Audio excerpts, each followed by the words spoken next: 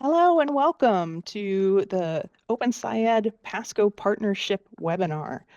We are going to talk about what OpenSciED is, and we have our expert Matt Crable, who's going to be here with us to share all that information. And then I'm going to give some details about how Pasco has infused technology into the program. All right, so Matt, would you like to introduce yourself? I would, and I'm gonna have to unmute myself first. Heidi, thank you so much for inviting me to be a part of this conversation, be a part of this webinar. I'm excited to give a little bit of background on OpenSciED and sort of where we came from and what we do, and then our excitement for this partnership with Pasco as well. Sort of to center on where OpenSciED came from a little bit, we have to back up to 2010, where we had the public release of the framework document, and outlining this vision for science education, and updating us on sort of like what do we know from science teaching and learning that helps us to move toward a vision. And I've had the opportunity to do lots of things over my career, and this happened at a really unique time for me, specifically where I was shifting from a decade of classroom teaching and high school science into a state role. So I was a state science person for the state of Kansas, and it was right when this came out. And the vision here is compelling, and I've had an opportunity to do this sort of visioning work with thousands of teachers since then. And it's amazing how much, even if you don't bring up what the framework specifically talks about, how much people's vision, their vision for science education aligns with what this framework document helps us to understand about science teaching and learning. So just a quick paraphrase from what we're talking about from this document. We're looking for, by the end of 12th grade, that we hope that all of our students have some appreciation for the beauty and wonder of science, possess sufficient, knowledge of science and engineering to engage in public discussions on related issues, to be able to be careful consumers of the technology and the science information that is in our everyday lives, to not just think about science as something that happens in schools, but to think about what happens in our lives beyond school, and to be prepared for whatever sort of comes at them after 12th grade, in terms of maybe they're in their career of choice, but it may or may not be a science career. But we want students to have that. And there's some variation of this. If anybody has any other things that they think of that, as a part of their vision for science education, I'd love for you to drop those in the chat. Um, as we're talking here, and I bet that there's a lot of them that are connected to this, but if there's anything else that you think of that you'd like to add to it, I'd love to hear about that too. But this is sort of like centered here around the origin of OpenSciED, not because we were thinking about it then, because we didn't exist at this point in time. But what happened then, of course, is the framework is developed, and then from that, the next generation science standards. I really was fortunate to be able to be involved with that, as Kansas was a lead state for that development, where I was the state science person. But we got about 5 years out from that, and this is a point where we've been trying to push the instructional materials market. So we're trying to really get teachers the instructional materials that they deserved, trying to make sure that, as I was supporting implementation in Kansas, and or like later after that, I actually switched to being at Achieve, the organization that developed the NGSS. Um, there just really wasn't that much movement in the instructional materials market. So even though it had been 5 years, since the NGSS were developed, which was in 2013, there were still no programs that have been identified by Ed Reports as being quality. So that doesn't mean K5, 6, 8, 9, 12. There were no full programs that would support teachers to do that work. And at Achieve, we were working with the Equip Rubric for Science, trying to get like these to happen, even just at a unit level. And by then, even though we're 5 years after these standards were developed, there really were only 7 units that had been identified as quality at that point in time. And though they primarily were looking for, we were looking for free and publicly available units, we actually even did reviews for proprietary commercial publishers, behind the scenes, and said that we would put them out there as quality if they reviewed and hit the mark. And none of them did. And so we have this reality that existed when OpenSciED got started, where we have some really good information from the research base about how to do science teaching and learning in ways that move us to that vision. But teachers are being asked to do this without any high quality instructional materials to make that work happen. And so Open SciEd really got launched out of that reality and trying to upend this reality and change it. And so we brought together world-class curriculum developers. So we have like a whole team of folks from a lot of different places, and then we started with middle school, but then we moved on. And we partnered with state science leaders across the United States. So we had 10 states that were part of that work and hundreds of teachers. And we're able to do this with the funding from philanthropy. So the goal here is that we create free, high quality NGSS aligned materials that are available to everybody, no barriers to the materials, and also hoping that in that reality, that districts would also be able to access more professional learning materials or experiences for their teachers if they didn't have to pay for their materials. So that's sort of where Open SciEd came from. We worked with 10 partner states over that time, and these are just the numbers for middle school. So we had almost 300 or 265 field test teachers for middle school. We had 5,800 students that we actively collected data from. There were actually closer to 10,000 who were a part of who experienced the field test in that early part. We had over 100 school districts across those 10 states that were part of that work. And so we had teachers that were very actively involved because we wanted these materials to live in a place where they could connect with people all over the United States in lots of different scenarios. We also made sure that both our field test teachers and the field test students that were a part of this work represented the diversity of the United States, or at least as diverse as the national population. And coming out from that are these materials that we've gotten designed.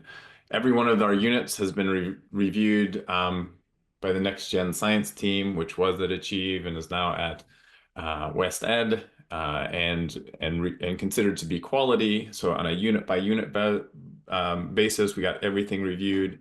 And the middle school program was also top rated by Ed Reports. The other two are still pending their reviews. Built into that, we also have 14 days of professional learning that we've built out for teachers. In addition to like offering those as services, we've actually made all of our professional learning materials free and publicly available on our website too. Again, we're trying to eliminate as many barriers as possible to teachers being able to have access to high quality materials and high quality professional learning, and design these things in a way that kids are making sense of things, that engage them in completely different ways I don't know if in completely different ways, build on what we'd learned in the classroom and move forward and made these things available for everybody to use. That includes teachers, district leaders, and partners as they continue to figure out ways to take these materials and make them better and help them to better serve teachers and students. So you might be asking a little bit about like, what is an Open SciEd classroom actually like then? And so we'll hear a little bit here from some students and some teachers about what this experience is like for kids. But I think at the core of it is like kids are making sense of things in an Open SciEd classroom. And so this is a quote from a student that was just overheard in the background during one of our field test videos where we're trying to collect data. And one of the kids said to another kid that's sitting next to them, "I'm really excited for this unit, because I feel like last time we had a bunch of crazy ideas, and then at the end, we pretty much made all of them happen. So I'm excited to see what's going to happen in this unit." And I think that's the type of teaching and learning that we see happening in Open SciEd classrooms, where kids are engaged because there's a reason for them to learn other than because my teacher said so, or I'm going to need this later, or it's going to be on the test. They're trying to figure out what's happening in the world around them.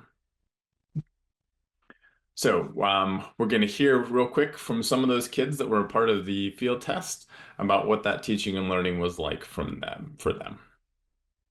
It was more student guided, not like teacher guided. Can you say more about that? What do you mean by that? Like for example, like the one I had last year in this classroom, it was more about physics, and the teachers were like guiding us towards what we should be like doing and what we're doing. But when we did it this year, it was more like the kids, the students, they were like saying, "Oh, I think maybe we should research this," and then we researched that. More than the teacher saying what we should research.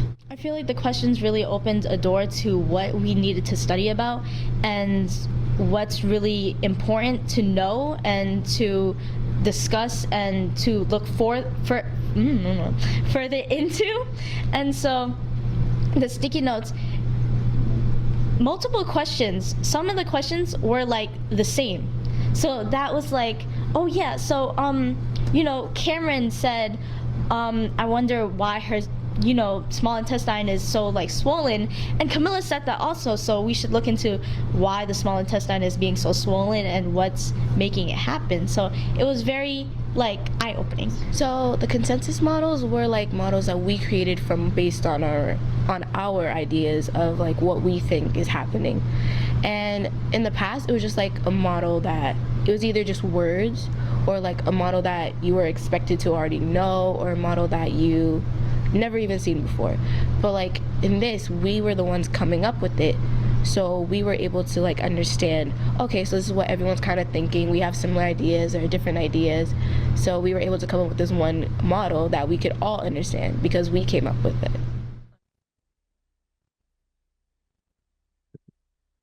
And then on the next slide, we'll see just some feedback. This is actually a video that was put together. Oklahoma is one of our partner states in our development, and this is a video that they put together for talking about that process with other teachers in their state. And so you'll hear from one of the teachers that was a part of that process in this video.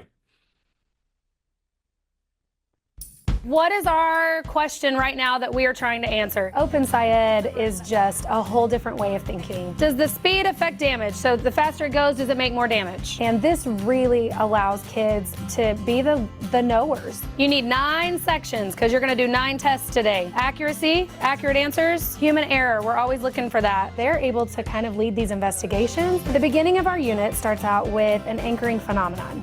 And the anchoring phenomenon really drives us through the entire unit. This one happens to be cell phones breaking, and that's really relevant to these kids. And so they pose some questions, we do some observations, and we really investigate the questions that they have. You're expected to talk a lot more in this class than any other class that I had. Thumbs up, thumbs down, like we're good? Okay, you may go ahead and do your tests for your slow rolls and then add your crackers and start recording some data. So on our driving question board, as we learn things, we check them off. Can we prove it with evidence? It's more fun. It's not just talking about what you did in a book or something like that. You get to experience it hands-on. Kids that may have discipline issues in other rooms don't have them in here typically. Oh my goodness!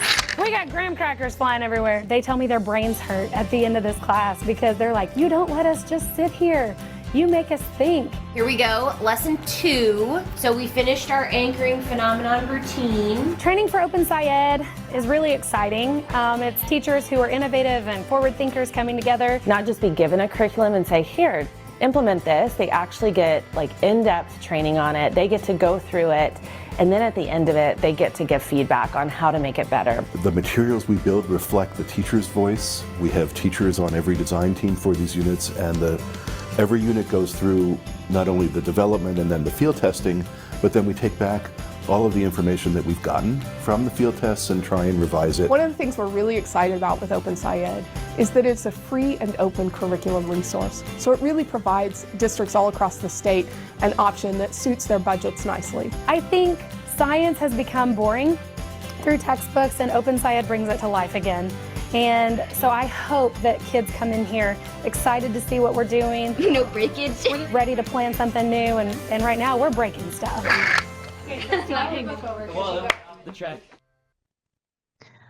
Matt, I really liked the piece where the teacher was talking about behavior issues. You know, I was a science classroom teacher myself, and I hardly ever had any issues. Those students that sometimes were labeled as challenges, I just never saw in the classroom. They were just really engaged. So this hands-on approach and student-centered kind of learning is really important. Wholeheartedly agree, Heidi. And I think that like how we get to the stuff that we just saw in those videos is the core of it is our instructional model here, which allows it to not just be sort of hands-on, but it's also this sense-making piece, which is the added layer that the framework is really talking about. Like, how do we position kids to be making sense of phenomena? And so we have these structures that are built into every unit, and it's different, it's modified, but at the core of it, like you heard Paige talking about it a little bit in that video, there's an anchoring phenomenon routine where kids are presented with something that's happening in the world. And when they get that information or that partial information, they start making sense of that individually. Then they maybe talk with a neighbor, then you're talking about it as a class. And from that, they start generating like all these wonderings about like, what is going on here? We don't really know what's happening. And they sort of map out their initial understandings. They do that as a class. And then they build a driving question board with their questions. And then the rest of the unit is about solving those questions. You might think, well, that sounds scary because like, how are we going to have this learning that's like, there's a unit, but also we're driving it with kids' questions. The reality is we've had these units in front of thousands and thousands of kids. And so we know basically what questions kids will ask. There's prompts and supports for teachers to do some gentle pushes and nudges, but we actually revise the units. If kids were asking questions in the field test that weren't answered in the unit already, and they were grade appropriate, they're on level, they're on topic, we revised the units to make sure that we actually did answer those questions in the final versions. So you're going to end up with a situation where kids are asking questions and then the unit is going to answer them. They're going to do the investigations. We actually even ask kids what their ideas are for investigations. And it turns out they come up with the same ideas for investigations that'll be built into the unit or something very similar.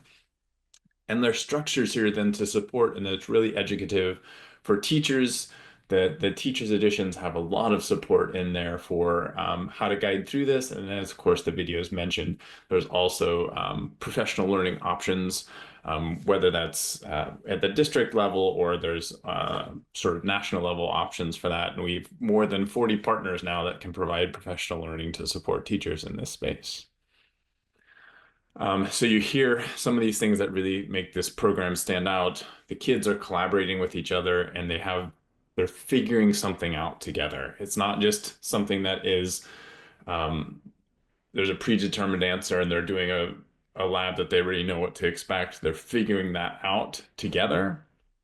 It's built in to have a classroom culture where you're valuing the voices of the peers, and it'll take them a while to get used to that. But once you get that to really happen, that's when the magic happens. And the students are starting to go back and forth and ask for evidence and ask for clarifications, and they start driving that learning forward in ways that I always wish I got close in some ways in my own classroom, but not in the ways that really are supported with this program. And then we really map this out across the 6th, 7th, and 8th grades. So if you're familiar with the framework, you know there's 3 dimensions in there around the science and engineering practices, the disciplinary core ideas, and the cross-cutting concepts. And so we mapped all 3 dimensions out over the course of middle school, so they build up over time. And so students' understanding of these DCIs is layered little bit of a time as it makes sense to them, as it's relevant for explaining the phenomena that's in front of them. And they're also at the same time learning new science and engineering practices and applying those over time. And they're doing all those pieces. And Kelvin, we're going to get to that question in just a second. You just queued up the next couple slides, so that's a brilliant question. But this is what the middle school is, the first program that we developed, and that's there and in place. And that's where, of course, the partnership has started there, but we'll move beyond that as well. So if you want to hit the next slide, Heidi. So where we start with that current reality of not having that many things there. Now we're about 12 years out since the NGSS have been developed. And there are 9 programs across K-12 that have been identified as quality, and 4 of those programs are actually Open SciEd programs. And there are 70 units that have been identified by Next Gen Science as a part of quality, and almost half of those, 34 of those, are Open SciEd units. So we've been really working hard to push the quality of the instructional materials market in general, while also getting these units and materials out to teachers to select. And to your question, Kelton, about what is there, the middle school program 6-8 is done. It's been related by Next Gen Science and Ed Reports. Everything is online for that, and there's a huge community of folks in Facebook and other places and other social media places that are utilizing those materials. And because they're OER, they can share and develop and do those sorts of things with each other, as well as we can have these great relationships with partners to augment and make the materials themselves even better. High school is also done. We're waiting on the reviews for high school. They've been reviewed at the unit level by Next Gen Science, but we have a biology, chemistry, and physics course that are available. They actually embed all of the earth space science that are in the NGSS across those 3 courses. So in 3 courses, you're covering the full scope of the NGSS in those spaces.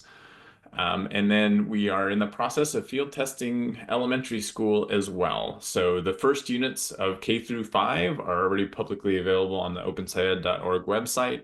The second units will be here pretty soon, I believe next month, if my dates are right, and we'll have a full K-5 program that's available in 2026.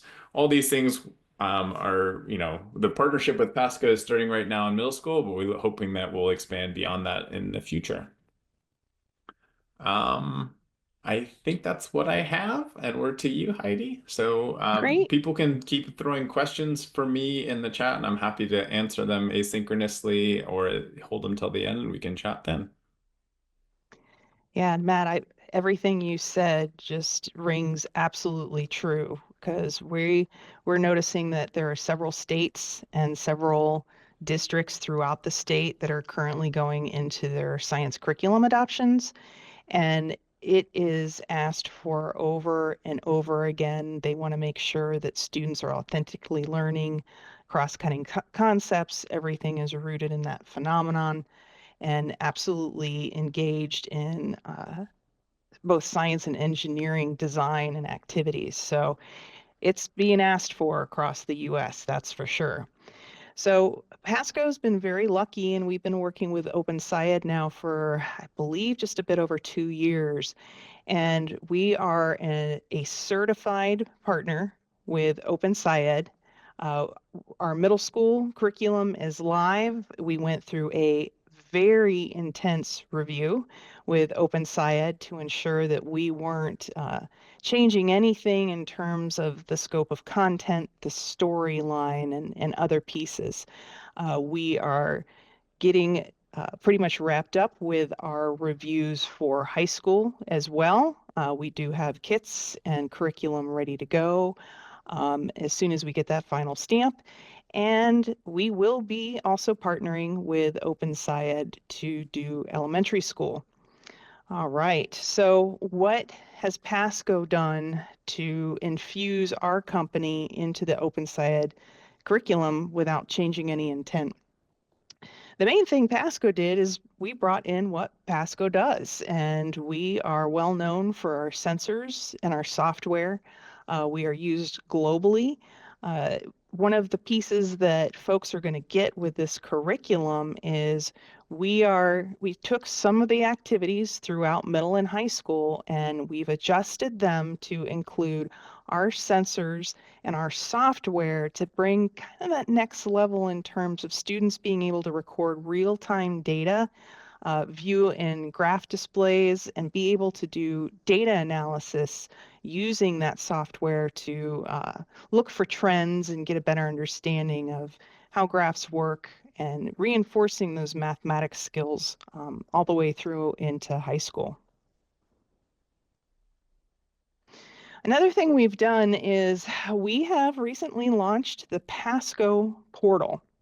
And the PASCO portal is where we house the certified version of PASCO OpenSciED and put it in a little bit of an organized manner that's a little bit different from just a general Google Drive. So we have inputted all of the OpenSciED certified curriculum, and we've organized it in a way where there's 2 pathways.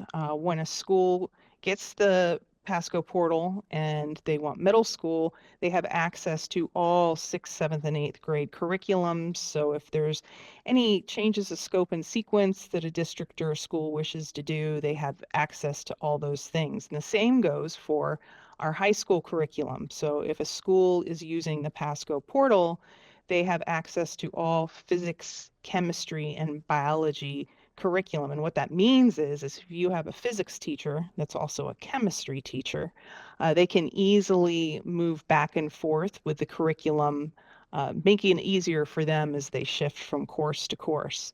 It allows the teachers to push the student resources to their learning management systems, such as Canvas, Blackboard, Schoology, D2L Brightspace, and it also functions along with single sign-on for Clever and ClassLink. So once a teacher goes in, they can pick the specific unit they want to focus on, and once that unit is opened, and they choose the lesson, then the lesson is organized all in one spot. So you can see here that student files include exit tickets, readings, student procedures, and you're going to see 2 other pieces there, SparkView files, the breaking investigation. So what we've done to make this integration seamless is we provide what we call config files, which means the teachers and the students can simply have SparkView installed or use our SparkView PWA, and they can directly click that link and it brings up the screen and the setup just how it should be for the students, and they just simply connect their sensors to our software, they pair it, and they're ready to go. We also include videos for teachers that kind of walk through some of these activities and how to set things up, and also include teacher sample data files from SparkView, so they have a good understanding of what the data should look like with some examples, and they can even share those with students as well. We have put together material kits. So we do have a lot of the same consumables that OpenSciEd has created, but we've also created kits that utilize and include all of the sensors and the other pieces that you would need to conduct the investigations that live inside the Pasco version of OpenSciEd. A lot of these sensors that are included have a 5-year warranty as well. So that's a nice thing to have, to know that you have sustainability of your program and your equipment. Teachers, when they go into the portal, you're going to find that they are going to receive Google Forms, Google Sheets, and the majority of the student resources will also be provided in PDF and DocX, so they are free to edit as they wish and see fit for their classroom and their students. So the side-by-side comparison, we really want to stress, we went through a rigorous review with OpenSciEd, and our intent was not to adjust any content, any storylines, any flow of the lessons in the units. We simply have infused our sensors and technology. So the side-by-side comparison shows you that the varying piece here is going to be the materials. So for example, this particular activity in the OER version uses equipment that, like rulers, in this case, they're actually measuring the deformation of that popsicle stick there using a spring scale, and they're measuring in millimeters the change when a force is applied to it. The Pasco version, we include our Smart Cart, which is award-winning, one of our best sensors that we have that records acceleration, force, velocity. It's everything in one. And with this particular model, the students are looking at deformation by pushing that Smart Cart, and they're going to see force in real time in digits displays on the SparkView software, which means they're also going to be building a graph and looking at trends and being able to tell the difference between the beginning and the end of the investigation. Another example, this comes from grade 6. There is this amazing light box that teachers could construct using printer boxes and things like that. So Pasco loved the idea and kept the complete same concept, but created a product that's out of the box. So the teacher and the students can do the same exact investigation using our equipment. So there's a little bit less construction on the teacher side in terms of preparing for this lesson.